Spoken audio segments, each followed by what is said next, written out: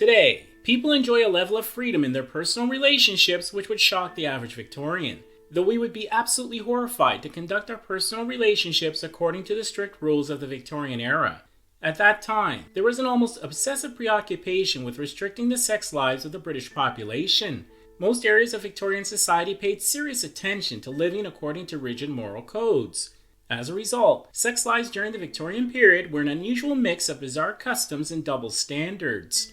Now, let us present the unusual sex lives of Victorians by revealing some common rules and advice when it came to intimate relationships. Do your duty with no pleasure. Intercourse during the Victorian era was strict and custom-bound for many people. In Victorian-era Britain, sex was to be viewed as a domestic duty for continuing the family line and certainly not supposed to be pleasurable. Otherwise, women were expected to adhere to a strict chastity code, lest they be seen as possessing social behavior of a lower class. However, these rules of intimate conduct became even more intrusive. The fictional character Mrs. Grundy reached her height of popularity during the Victorian era, along with her strict moral propriety and prudish customs.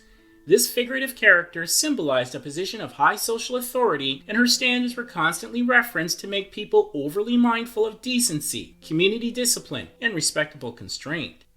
Pain without self-pleasure.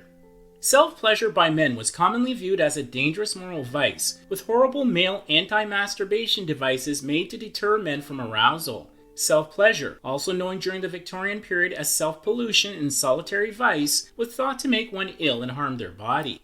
Various scientists and civic leaders at that time stated that self-pleasure was a key reason behind various other illnesses and diseases. The 18th century Swiss neurologist Samuel Auguste Tissot even thought that self-pleasure was linked to madness and nervous disorders, and his views influenced Victorian society. In addition, if you were of pale complexion, overweight or skinny in Victorian times, you were thought to be a frequent participant in self-pleasure. Moral control or fake a headache. There were certain instances when women would be within their rights to stop their husband's intimate intentions. At these times, women were advised to contain themselves in places like bathrooms if their partners were too in the mood. Other recommended actions for women to fend off their amorous partners included turning their cheek if their amorous husband tried to passionately kiss them on the lips. Claiming illness, sleepiness, headaches, and other maladies were other tactics to be used by women to fend off their husband's intimate advances. Even when it came to gifts, women were encouraged not to accept them because they may feel compelled to return the gesture by calling on a man, which was considered ill-bred at the time. During the Victorian period, there were two stereotypical classifications assigned to women. On the one hand, they could be seen as strict moralists of ideal Victorian purity with low appetites for intimacy. These women were seen as choosing chastity and not subject to being outcast from regular society. The other class of women were viewed as having loose morals, always tempting to lead men astray. Men were thought to have a strong tendency to constantly be in the mood because of their natural biological instincts. This double standard offered excuses for occurrences of sexual aggressions in Victorian society. No children out of wedlock. In the Victorian period, women were expected to abstain from sexual activity until they became married. Nevertheless, women having children out of wedlock happened often enough to be a major concern. The unfortunate result for these women was to be ostracized in Victorian society. Due to fear of being stigmatized, their children were often left at hospitals, abandoned at public places, and in some horrific instances were unlived by their mothers. The silent profession.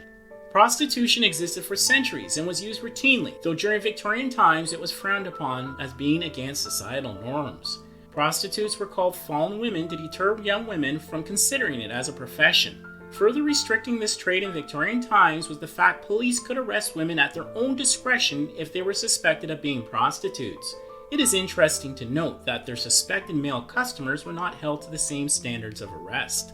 Under the 1864 Contagious Diseases Act, which had alterations and additions in 1866 and 1869, these arrested women would be checked for having sexually transmitted infections. If they were deemed to have one, they were sentenced to a locked hospital for a term of up to 1 year.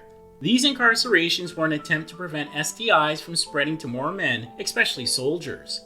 However, after years of protests and mounting opposition from various groups like the Ladies' National Association for the repeal of the Contagious Diseases Acts, these acts were at last repealed in 1886. Syphilis was a scary and common reality, causing disfigurement and mental health issues.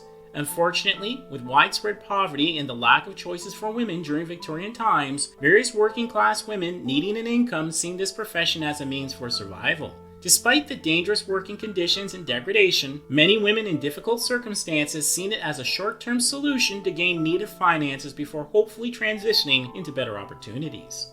Things to do to help you cope.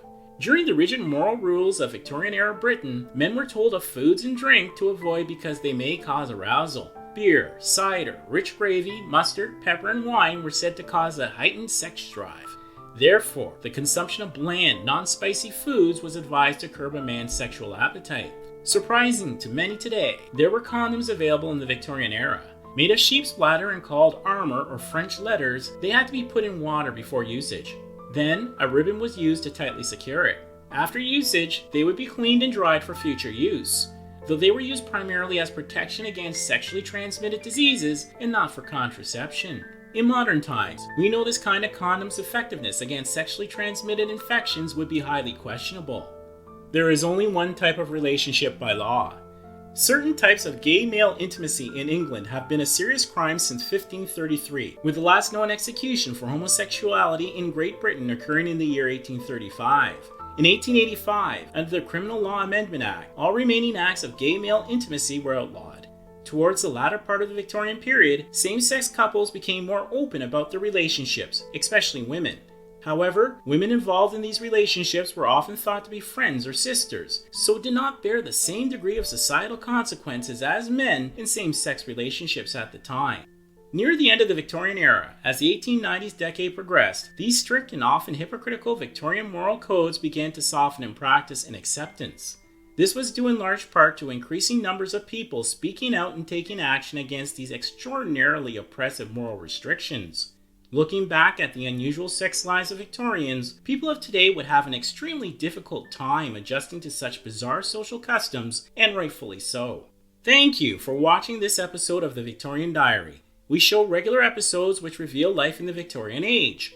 So please remember to like, subscribe, share, and reveal this knowledge of Victorian times for the benefit of everyone.